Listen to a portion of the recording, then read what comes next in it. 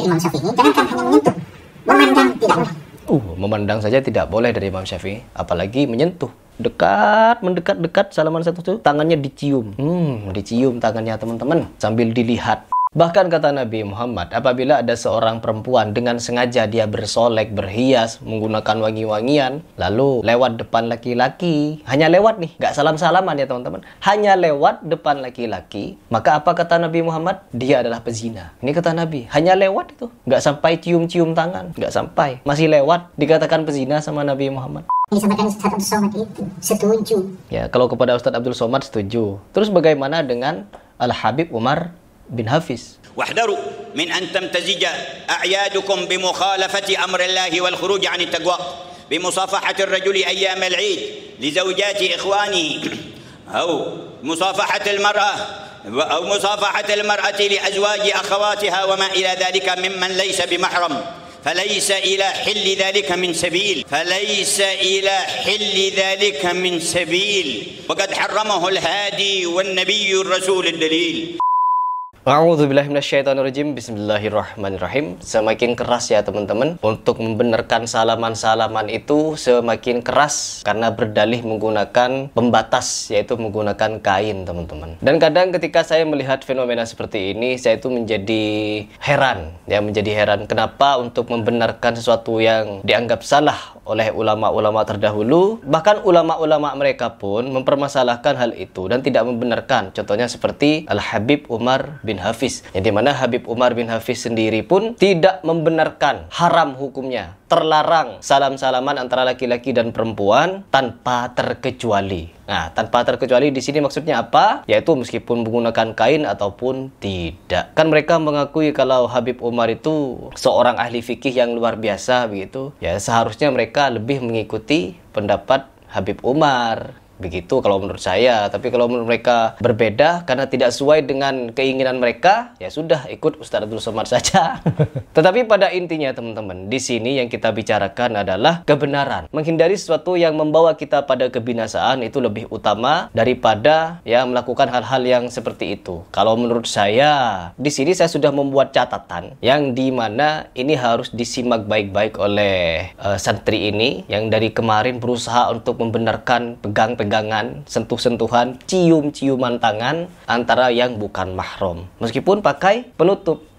Hal ini kadang menjadi tertawaan netizen karena di situ bukan cuma salam-salaman biasa, tapi dicium-cium, dibolak-balik begitu ya. Kata netizen apa yang berkomentar, nanti pegang-pegang bagian perempuan lainnya boleh dengan pembatas. Bahkan yang lebih ekstrim kata netizen, berhubungan badan kalau pakai kondom katanya itu bisa dihalalkan nanti karena tidak nyentuh langsung antara kemaluan dan kemaluan, ada pembatasnya. Begitu teman-teman. Ini kan na'udzubillah min dalik akan menjadi sesuatu yang rancu di tengah-tengah masyarakat. Jangankan salaman ya, pegang-pegangan laki-laki dan perempuan sampai dicium-cium begitu, tatapan-tatapan saja haram. Kan tidak ada hadisnya berpegangan tangan dengan menggunakan kain itu. Nanti juga ada pendapat berhubungan badan dengan yang bukan mahram itu nanti boleh karena apa? Tidak nyentuh langsung, pakai kondom. Nanti akan ada yang seperti itu. Sampai-sampai kemarin ada apa itu namanya? Keputusan alat kontrasepsi bagi anak-anak remaja. Ya Allah, sampai ada seperti itu. Miris teman-teman. Di akhir zaman ini semakin banyak orang mencari pembenaran demi memenuhi hawa nafsu.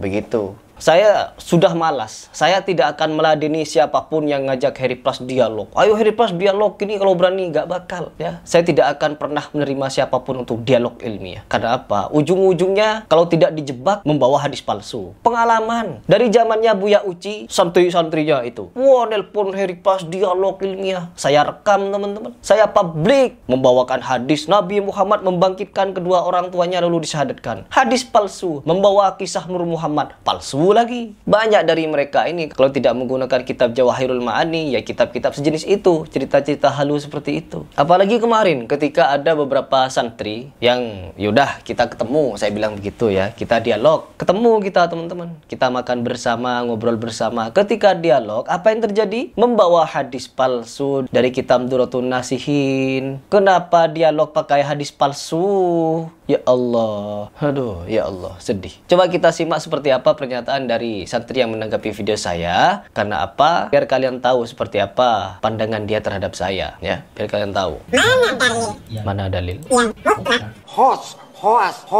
yang disampaikan langsung oleh Rasulullah SAW. Iya. Bahwa hukum bersalaman yang bukan mukim walaupun menggunakan hail itu haram hukumnya. Oke, memang tidak ada teman-teman. Tetapi Nabi Muhammad melarang laki-laki menyentuh wanita. Jangankan menyentuh, memandang saja tidak diperkenankan. Apalagi sampai salam-salaman dicium-cium. Sedangkan kalau kita melihat pendapat ulama, kita kan harus meneliti mana pendapat mereka yang lebih mendekati kebenaran. Ya, dalam beberapa contoh, saya bisa memaparkan beberapa pendapat ulama bagi kalian, yang dimana pendapat ini lebih baik untuk kita ikuti daripada yang bermudah-mudahan di dalam pegang-pegangan. Itu kan syahwat urusan hati. Kita tidak tahu urusan hati manusia, apakah dia bersyahwat atau tidak. Yang namanya laki-laki, mau dia tua ataupun muda, terlebih ada yang umur sudah 70 tahun, nikah dengan yang umur belasan tahun. Buktinya apa? Masih bersyahwat. Laki-laki umur 70 tahunan itu masih bersyahwat. Panji Gumilang, kasusnya bagaimana dengan itu? Siapa namanya kemarin yang saya bahas? Begitu teman-teman. Jadi sangat mustahil. Oh enggak, saya tidak bersyahwat. Urusan hati kalian tidak tahu. Mantap. Kalau begitu hadis-hadis Nabi ini tidak berlaku teman-teman bagi mereka. Ditusuk kepala seorang laki-laki dengan besi yang tajam, itu lebih baik daripada menyentuh wanita yang bukan mahram atau yang tidak halal baginya. Itu hadis katanya diperdebatkan. Itu masih diperdebatkan di antara para ulama.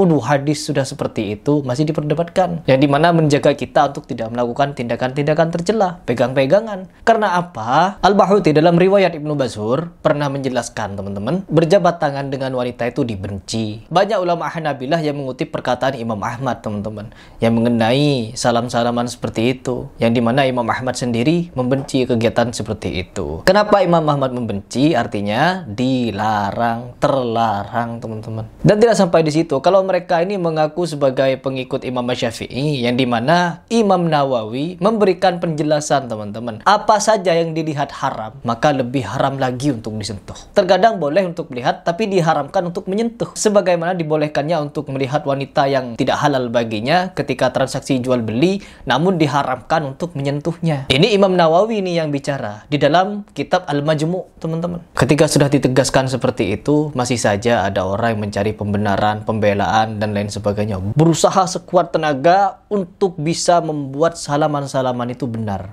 pakai kain teman-teman, pakai kain. Sedangkan memang jelas dari keempat imam mazhab saja bahwa bersalaman dengan yang bukan mahram itu adalah sesuatu yang terlarang, tidak diperkenankan kecuali kepada wanita yang sudah tua, renta, yang tidak mungkin bisa menimbulkan syahwat. Ya, jadi memang banyak sekali fitnahnya ya. Kita dalam beragama itu bukan ingin bermudah-mudahan, kalau mereka kan enggak. Kebanyakan ulama mengharamkan, memakruhkan rokok. Enggak kalau mereka, mudah teman-teman. Sambil rokok-rokokan. Allahu Akbar. Hari pas sok suci, sok mendakwahkan tidak boleh sentuhan laki-laki perempuan. Toh muridnya sendiri dulu ikhtilat, campur laki perempuan, campur juga latihan tanding, salam-salaman. Kan sudah saya akui juga itu. Saya dulu juga pelaku seperti itu, ya. Murid-murid saya tidak atur teman-teman. Bebas mereka untuk bersalam-salaman, untuk latihan bersama, pegang-pegangan, untuk tos bersama-sama, ikhtilat. Tidak saya atur dulu. Karena saya memang belum ngaji. Belum ngaji salafi lah begitu. Tapi ketika saya ngaji,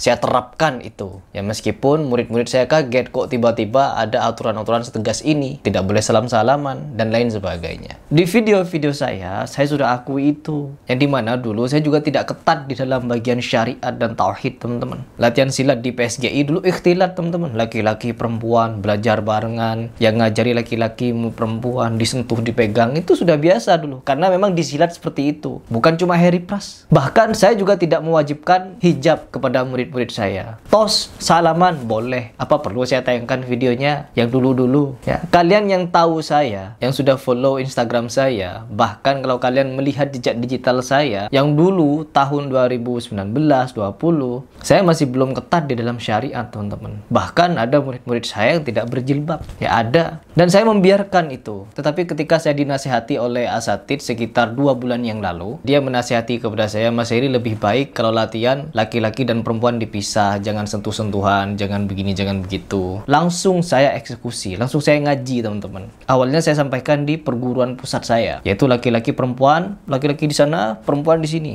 Duduk mereka mendengarkan saya memberikan arahan, yaitu tidak boleh lagi mereka ini melakukan salam-salaman laki-laki perempuan, tidak boleh ikhtilat campur laki-laki dan perempuan. Lalu wajib bagi perempuan yang sudah baligh, yang baligh ya, umur 12-13 ke atas, itu untuk berhijab, teman-teman. Itu saya umumkan di depan mereka langsung. Wajib berhijab, terus latihannya harus dipisah, begitu. Sudah mulai saya terapkan perlahan-lahan. Meskipun murid-murid saya itu masih belum ada yang sepaham dengan saya. Ada di antara mereka yang belum mengenal dakwah salafi. Kemudian yang kedua, terkait dengan hadis yang saya bawakan dari riwayat Imam Bukhari. Oh, dari riwayat Imam Bukhari. Yang katanya Anda itu dhaif. Kata Anda, kata saya, katanya itu dhaif. Anda punya data nggak? Ada. Tapi di situ, di video saya kemarin, Anda mungkin tidak nonton dengan detail. Kalau saya di situ bukan mengkritisi Imam Bukhari. No. Tetapi dari Ibnu Majah dan Ahmad. Seperti ini videonya. Adapun apa yang disebutkan di dalam hadis tersebut yang diriwayatkan oleh Ibnu Majah dan Ahmad melalui Ali bin Zaid dari Anas bin Malik, dia berkata, yang saya sebutkan tadi hadisnya, yaitu Nabi Muhammad dipegang tangannya lalu ditarik oleh budak wanita kemanapun dia mau untuk menyelesaikan kebutuhannya, bantuannya, minta bantuanlah kepada Nabi Muhammad. Lalu takhriknya bagaimana? Hadis ini, teman-teman, dinilai dhaif atau lemah, tidak sahih ya teman-teman, karena diriwayatkan oleh Ali bin Zaid. Tuh, saya sebut di situ bahwa dari Ibnu Majah dan Ahmad, bahwa ada periwayat di situ yang lemah. Saya bukan mengkritisi hadis dari Imam Bukhari itu, meskipun kan terlihat sama hadis yang dimana Rasulullah SAW dipegang tangannya oleh budak wanita. Dan ini juga ingin saya klarifikasi ya teman-teman. Di video kemarin saya lupa untuk memberikan pandangan bahwa pendapat para ulama dan terkhusus Al-Hafiz Ibnu Hajar rahimahullah ta'ala, di mana dia berpendapat bahwa hadis ini Rasulullah SAW digandeng tangannya, bukan berarti gandengan tangan teman-teman, pegang-pegangan, gandengan tangan. Ini yang mau saya klarifikasi. Di situ Rasulullah SAW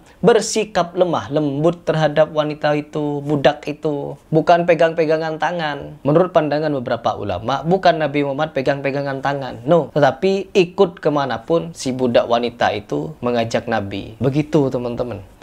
Jadi ya di situ sudah salah Anda itu. Lagi pula mengatakan bahwa saya mendhaifkan dari Imam Bukhari, tidak. Yang saya paparkan takhrijnya yaitu dari Ibnu Majah dan Ahmad. Disinilah lucunya seseorang ketika menanggapi untuk sekedar mencari pembenaran. Sehingga apa? Segala cara digunakan untuk membenarkan sesuatu yang sudah Allahu Akbar. Jadi ini video terakhir saya untuk menanggapi santri ini teman-teman. Katanya dia juga kerabat atau apalah begitu, kerabat dari kiai, dan saya tidak punya data lengkap atau data pasti mengenai hal itu. Tapi intinya ini video tanggapan saya terakhir kepada Anda. Entah Anda mau memberikan jawaban lagi, ya semoga kalau mau memberikan jawaban lagi, jawab tuh beberapa pertanyaan saya sebutkan tadi ya. Tapi saya tidak akan merespon lagi. Saya tidak akan merespon lagi.